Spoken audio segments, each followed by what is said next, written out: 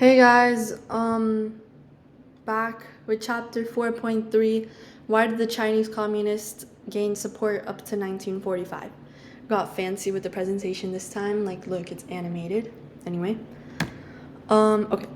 Results of the Long March and the leadership of Mao Zedong. So by 1936, the Chinese Communist Party had finished the Long March. Even though it seemed like a loss since a lot of people died, the march helped the CCP gain sympathy and support. People admired bravery and they saw them as like heroes standing up for China to change.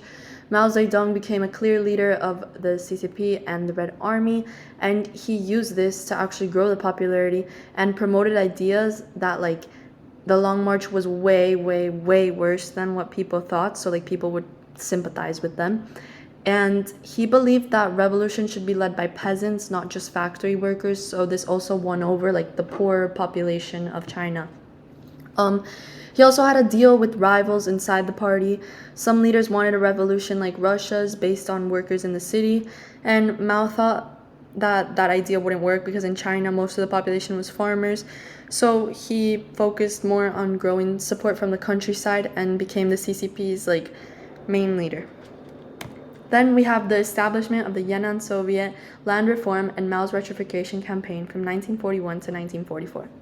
So when they finished a long march, they ended up in Yan'an, which was in Shenxi province, and they set up the CCP set up their headquarters there, and they made sure that like the leaders of the CCP lived and worked with the peasants, like everyone was equal, because that's what communism is all about. Like everyone's just one social class, and they provided like equal healthcare and education.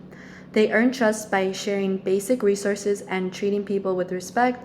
Land was taken from the richer landlords and given to poor farmers, which made Mao even more popular because he was favoring the poor people instead of the rich people.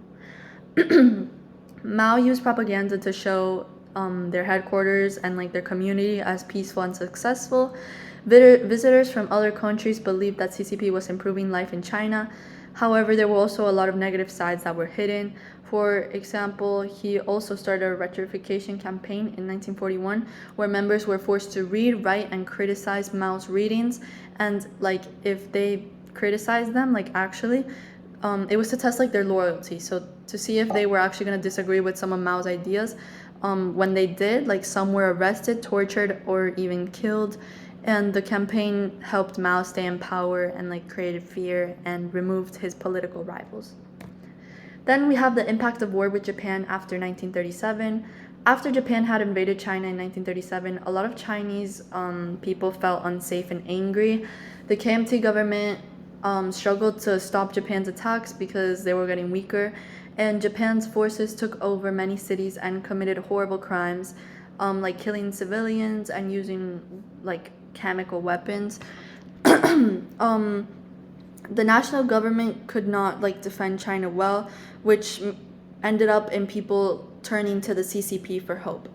The CCP used this to their advantage, and even though they fought fewer battles, Mao used propaganda once again to claim that Red Army was brave and protective and they were fighting a lot of battles when in reality they weren't.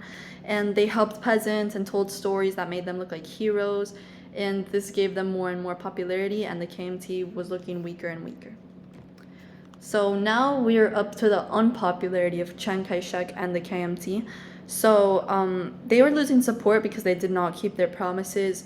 During the Northern Expedition, they had promised land reform and help for factory workers. But once Chiang became leader, the promises were ignored and peasants still lived in poverty. Land was only owned by wealthy people and the conditions in like employment were still pretty bad. Chiang's government, like people saw him as wanting to help the rich instead of caring about the poor. So they did not like that because it was mostly like being wealthy was like a minority. Also, Chiang focused on his own power, like he didn't really care about anything else. He ended press freedom, arrested people who disagreed with him, and created a campaign called the New Life Movement that basically forced loyalty to him. Many saw this more as like dictatorship or control over the country. And while the KMT did use military power and fear, the CCP was using hope and support from the people.